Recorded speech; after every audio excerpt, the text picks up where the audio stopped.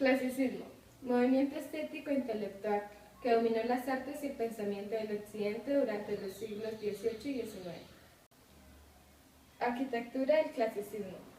La gran expresión de esta época es la reconstrucción de Acrópolis de Atenas, encargada por Pericles Afidías, amigo suyo y genial arquitecto y escultor. Ambos, sin embargo, no vivirán para ver terminadas las obras. Para la realización de este trabajo se emplearon todos los recursos atenienses, incluidos el tesoro de la confederación a la que pertenecía Atenas. El Partenón es una obra de Fidías y de los arquitectos Ictinos y Calícrates. Se trata de un edificio dórico peripétero con 8 por 17 columnas. Los diseñadores del edificio introdujeron en su estructura una serie de refinamientos ópticos consistentes en la alteración de medidas y curvaturas de líneas, casi imperceptibles a la vista, para conseguir una apariencia más positiva, dándose ese carácter vivo, celebrando desde la antigüedad. Se consigue por ello enfatizar las tensiones entre distintos elementos del edificio, dinamizando su aspecto, algo similar al contrasposto en la escultura, sin abandonar la idea del equilibrio. Las columnas del peritasis se hallan ligeramente inclinadas hacia el interior. Pintura del clasicismo. La pintura en el clasicismo es una reacción al manierismo que tiene su origen en Italia, donde surge el clasicismo romano-boloñés. Tiene su origen en Bolonia, ciudad intelectual y universitaria que reacciona frente a las formas caprichosas de manierismo, optando por una pintura más realista, pero buscando la belleza ideal y la expresión de los caracteres y estados de ánimo, como hicieron en el arte de la antigua Grecia o en el Renacimiento. Escultura del clasicismo. La escultura, conocida durante mucho tiempo la cima del desarrollo del arte escultural de la antigua Grecia, se suele tomar como un punto de partida aproximado para describir esta escultura clásica en el año 450 a.C., que fue cuando apareció un tratado sobre las proporciones del cuerpo humano escrito por Policleto. El clasicismo elevó al hombre a un nivel de la dignidad sin precedentes, al mismo tiempo en que se dio la responsabilidad de crear su propio destino y ofrecer un modelo de convivencia armonioso, un espíritu de una educación integral para una ciudadanía ejemplar. Neoclasicismo, movimiento artístico y literario que se caracteriza por recuperar las normas y el gusto de la antigüedad clásica y griega y latina. Se desarrolló durante la segunda mitad del siglo XVIII. Arquitectura del neoclasicismo. La arquitectura puede ser analizada como una rama de las artes social y moral. La enciclopedia le atribuye la capacidad de influir en el pensamiento y en las costumbres del hombre. Proliferan así las construcciones que pueden contribuir a mejorar la vida humana, como hospitales, bibliotecas, museos, teatros, parques, etc., pensando en un carácter monumental. Esta nueva orientación hizo que se rechazara la última arquitectura barroca y se volvieran los ojos hacia el pasado a la búsqueda de un modelo arquitectónico de validez universal. Nacen movimientos de crítica que propagan la necesidad de la funcionalidad y la superación del ornato de los edificios. Todos los arquitectos parten de un supuesto común, como son la racionalidad en las construcciones y la vuelta al pasado.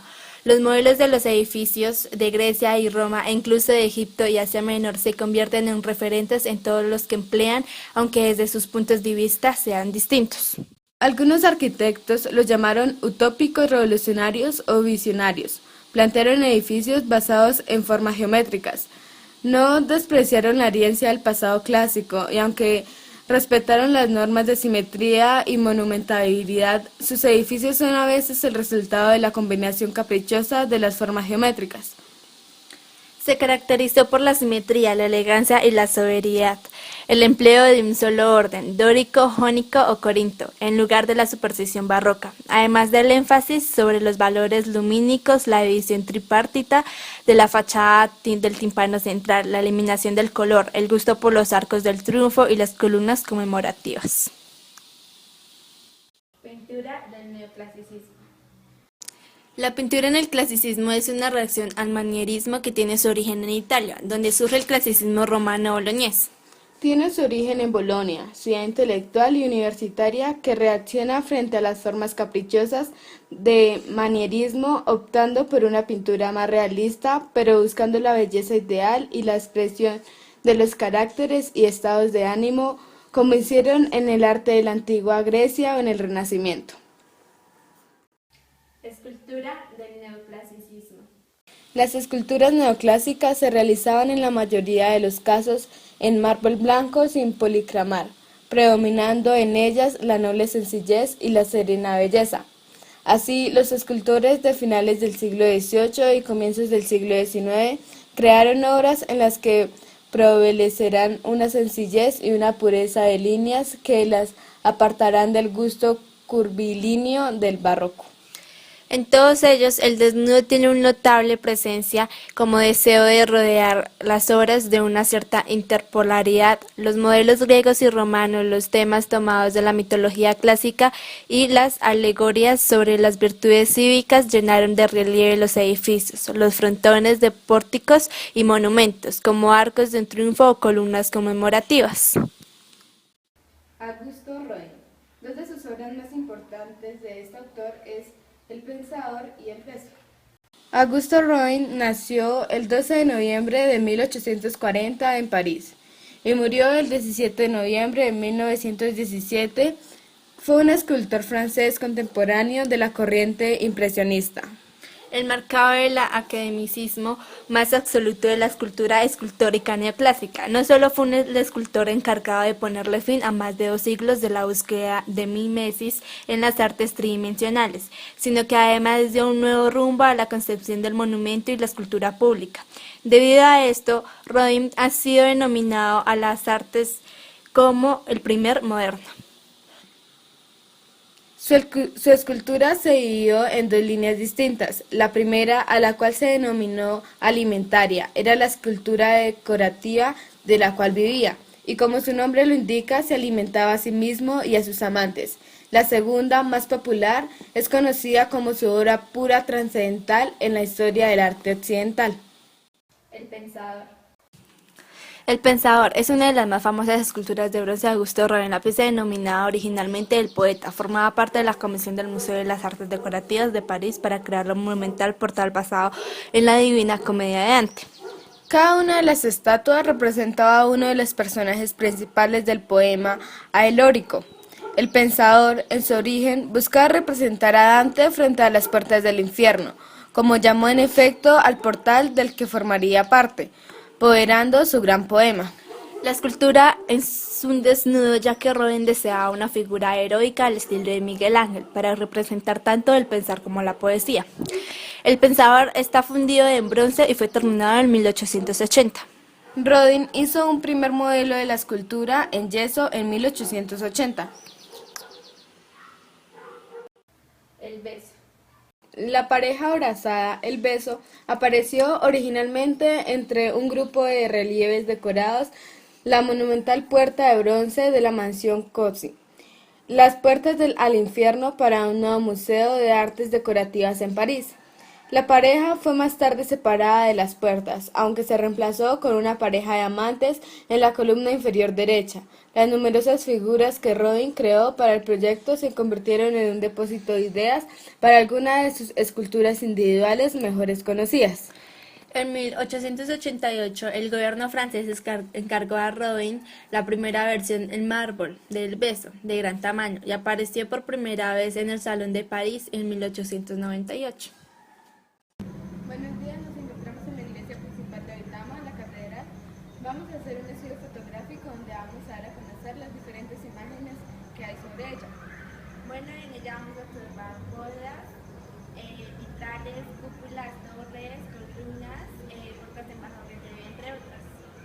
Ya, estamos hablando sobre la historia de la catedral. La catedral fue fundada hacia el año 1604 como parroquia. Hacia este año, 1604, se constituyó la parroquia de San Lorenzo de Duitama, que ahorita es la parroquia Catedral San Lorenzo. Inicialmente había una sola parroquia aquí en Duitama, que era esta. Así duró, y su construcción inicialmente fue en adobe, y así duró desde 1604, 1704, 1804. Hacia el año 1875 se tomó la decisión de iniciar una nueva construcción, pero en el mismo sitio, pero ya no de adobe, sino en piedra. Y es la construcción que actualmente vemos, que se inició en 1875 a construir y duró 75 años construyéndose, ¿no? Nosotros nos damos cuenta que la catedral es una obra muy bonita, muy hermosa, ¿no? Lo cual tocó llevar tiempo y tiempo y tiempo, que después de todo fueron 75 años. 1875 hacia el año 1950, con el padre Cándido Quintero, que fue el que vino y dijo, con la ayuda de Dios vamos a terminarla. Y él vino y terminó lo que hacía falta con la ayuda de Dios, y es lo que vemos ahora de la catedral. Entonces su estructura la terminó el padre Cándido Quintero hacia el año 1950. Quedaron las dos torres del frente, la torre del reloj y la torre de las campanas, y quedó la cúpula central, que es donde está el altar mayor. La iglesia, el templo como tal, tiene tres sectores definidos hacia el frente, que es la bóveda central y las dos bóvedas laterales, izquierda y derecha. Hacia la parte del fondo, hacia el altar, tenemos la capilla del Santísimo, donde está la Sagrada Eucaristía, y hacia el otro lado la capilla del Bautisterio, donde se celebran los bautismos. Y hacia el fondo está la bóveda con la cruz, con el crucifijo, con Cristo crucificado, en la bóveda del fondo.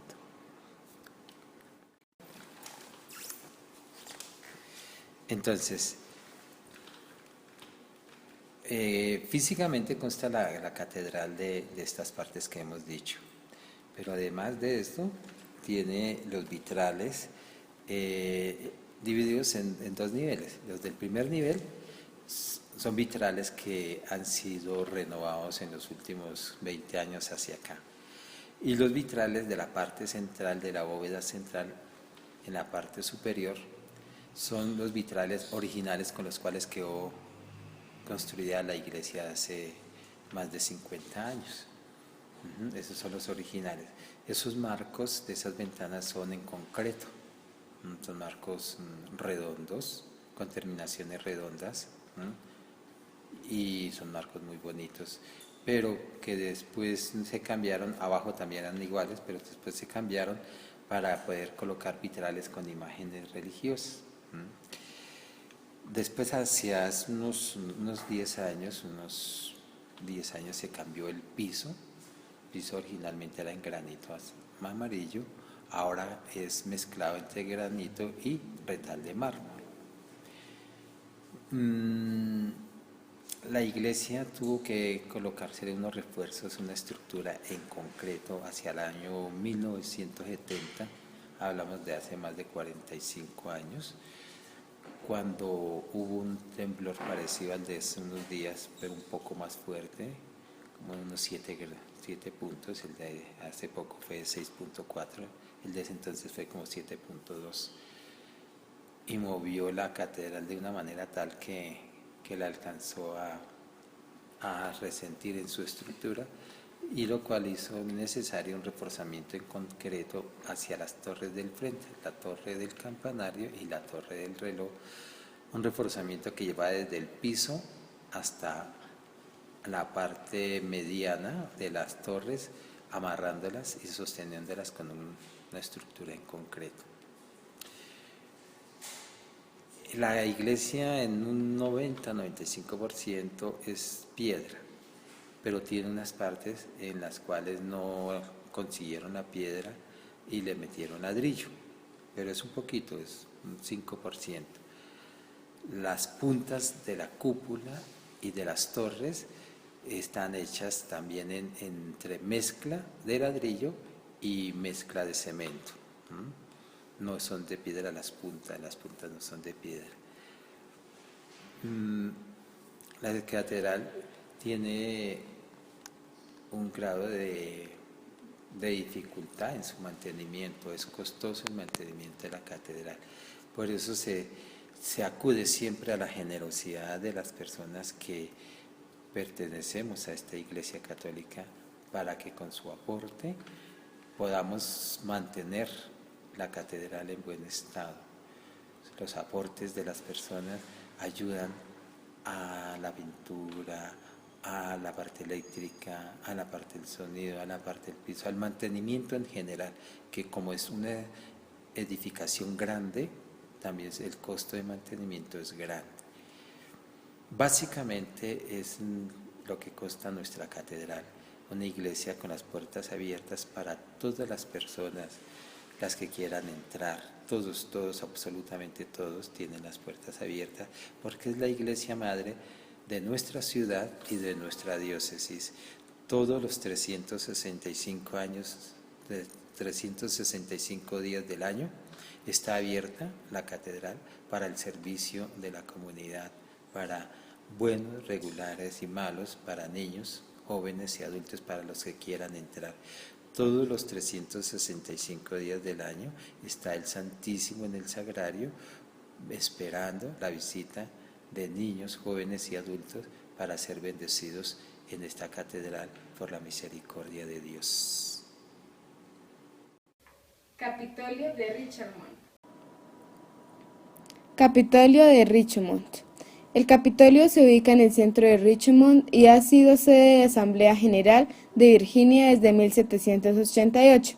La Asamblea General es el organismo legislativo de habla inglesa más antiguo de los Estados Unidos. Sigue siendo sede de la Cámara de Representantes y del Senado, y además se trata de un sitio histórico que cuenta con un museo para que los visitantes puedan informarse acerca de la historia del edificio y del Estado. Fue Thomas Jefferson, el tercer presidente de Estados Unidos, que diseñó este edificio a finales del siglo XVIII. El diseño se convirtió en el prototipo de varios ayuntamientos y edificios gubernamentales de todo este país. Universidad de Virginia. La Universidad de Virginia. La Universidad de Virginia fue fundada por Thomas Jefferson en 1819. Thomas también realizó el diseño arquitectónico y también contrató a los primeros profesores, algunos de ellos traídos de Europa, y fue su primer rector. La Universidad de Virginia, también conocida como Universidad del Señor Jefferson, es una universidad pública situada en la capital de Virginia.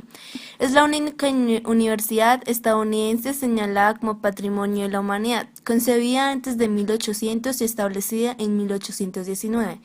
Es notable en la historia de los Estados Unidos por ser la primera en ofrecer títulos en materias como arquitectura, astronomía y filosofía.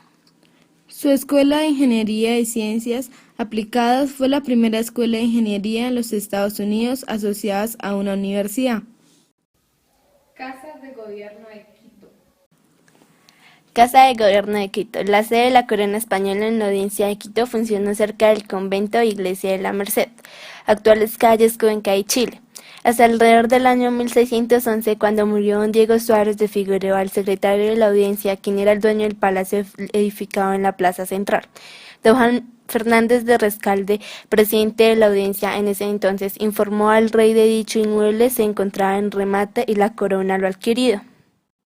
Casa de Chile. Casa de Gobierno de Chile. Se ubica en la Comuna de Santiago, entre las calles Moneda Norte, Morade Este, la Almendaba del Libertador Bernardo Sur y Teatinos Oeste. Al norte se ubica la Plaza de la Constitución y al sur la Plaza de la Ciudadanía. Además, el presidente de Chile cuenta con el Palacio Presidencial de Cerro Castillo, en la ciudad de la Viña del Mar, como lugar de descanso. También se conoce como la tercera casa presidencial, una mansión de la comuna de Malchalí, en la región del Libertador General Bernardo, cuyo nombre es la Casa 1001. El palacio fue originalmente proyectado para albergar la Casa de la Moneda en la época colonial chilena, en vista que las autoridades locales de entonces no contaban con los recursos para construir un edificio para tal fin. Fue así como el palacio se construyó entre 1786 y 1812, gracias al financiamiento de Francisco García. Casa de Argentina. Casa de Gobierno de Argentina, también conocida como la Casa Rosada, es la sede del Poder Ejecutivo de la República Argentina. Dentro de la misma se encuentra el despacho del presidente de la Nación de Argentina. Este edificio se localiza en la calle Balceré 50, en el barrio de Montserrat, en la ciudad de Buenos Aires, frente a la histórica Plaza de Mayo. Su color característico es rosado y es considerado uno de los edificios más emblemáticos de Buenos Aires. Alberga además el Museo de la Casa de Gobierno con objetos relacionados con los presidentes del país. En 1942 fue declarada Monumento Histórico Nacional. La fortaleza fue demolida parcialmente en la década de 1850 para construir en su lugar el edificio de la Aduana Nueva, proyecto del arquitecto inglés Edward Taylor. Del antiguo edificio solo quedaron un arco y uno de los edificios virreinales del interior del recinto amurallado demolido, que fue refaccionado como Casa de Gobierno. Bajo la presidencia de Domingo Faustino Sarmiento, el edificio se pintó de rosa, color que se conserva hasta hoy con algunas variaciones de tonalidad a través del tiempo, desde el rosado pálido hasta una cercana al naranja. Casa de Miraflores de Venezuela. Casa de Miraflores de Venezuela. Es un palacio de estilo neoclásico localizado en la avenida Urdaneta, Caracas, Venezuela. Uso inicial en la residencia de Joaquín Crespo, su uso actual sede del gobierno de Venezuela. La construcción se inició en 1884, su arquitecto es Giosper Orsi de Monbello. Casa Blanca. Casa Blanca es la residencia oficial y principal lugar de trabajo y la presencia de los Estados Unidos. Es el inmueble más visitado del mundo y un día fue utilizada como estafa por Arthur Ferguson, que supuestamente se la vendió a un granjero multimillonario de Texas por $100,000 anuales. La Casa Blanca se basó en el proyecto de Villa Rotonda de Palladio. Es el estilo renacentista, neogriego o neoclásico en América, que fue ideado por George Washington y construido en 1790.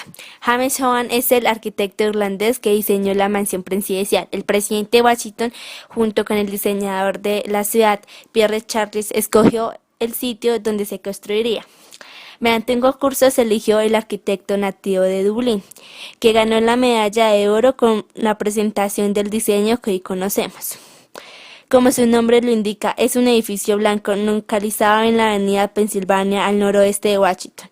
Proyectado durante el primer mandato de Washington, el edificio fue inaugurado por John Adams en 1800. Formalmente este edificio recibe el nombre de Palacio Presidencial. La mansión ejecutiva, hasta el presidente Theodore Roosevelt, lo llamó la Casa Blanca. Casa de Nariño.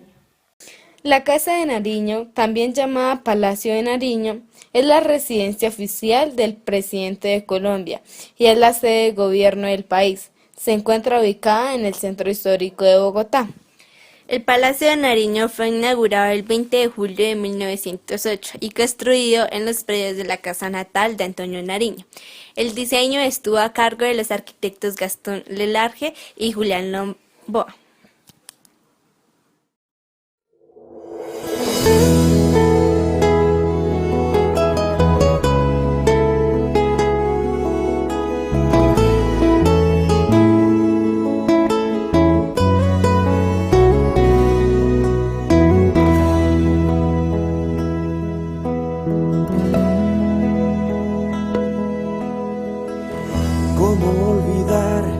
Salón de clase que no volverá, ese amarillo azul llevando al caminar, miles de recuerdos que nunca se irán. Y fue el lugar aquel, motivo del encuentro de un amigo fiel, que supo comprender y pudo conocer todos los momentos que dejó el ayer. Y ahora el destino hoy busca su camino y no sabemos dónde iremos. La secundaria terminó, porque un amigo es quien te dice todo, quien te hizo saber lo grande que tú puedes ser. Porque un amigo es quien lo entrega todo. Amigo siempre fue aquel que estuvo y supo comprender.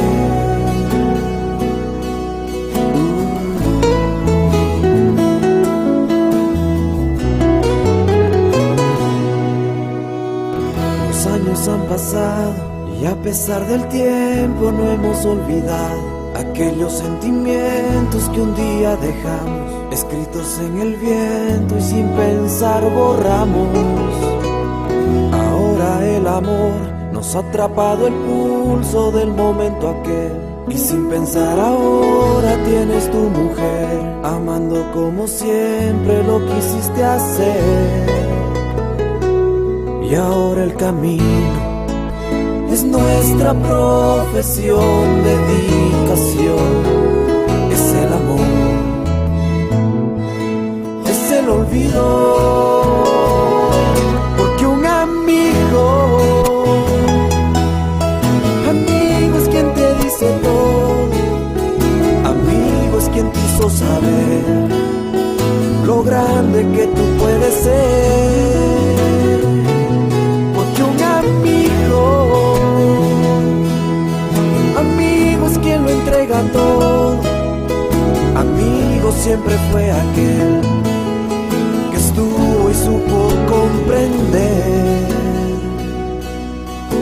Amigos para siempre.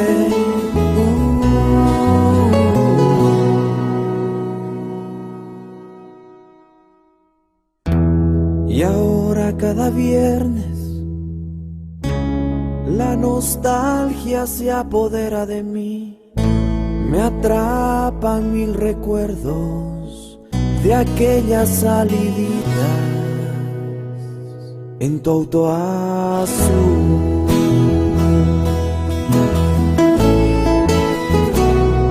En tu auto azul.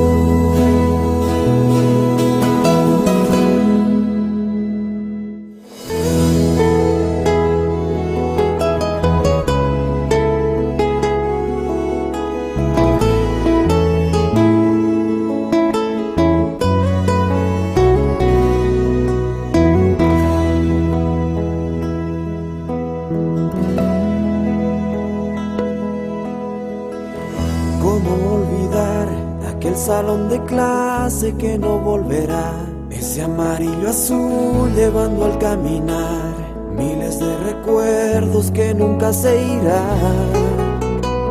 Y fue el lugar aquel, motivo del encuentro de un amigo fiel que supo comprender y pudo conocer todos los momentos que dejó el ayer. Y ahora el destino hoy busca su camino y no sabemos dónde iremos. La secundaria terminó. Porque un amigo es quien te dice todo. Amigo es quien te hizo saber lo grande que tú puedes ser.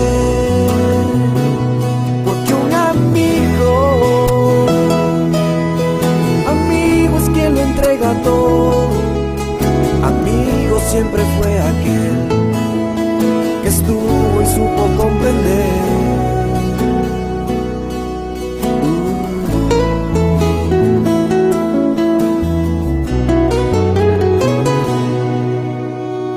Los años han pasado y a pesar del tiempo no hemos olvidado aquellos sentimientos que un día dejamos escritos en el viento y sin pensar borramos. Ahora el amor nos ha atrapado el pulso del momento aquel y sin pensar ahora tienes tu mujer, amando como siempre lo quisiste hacer. Y ahora el camino es nuestra profesión, dedicación, es el amor, olvidó.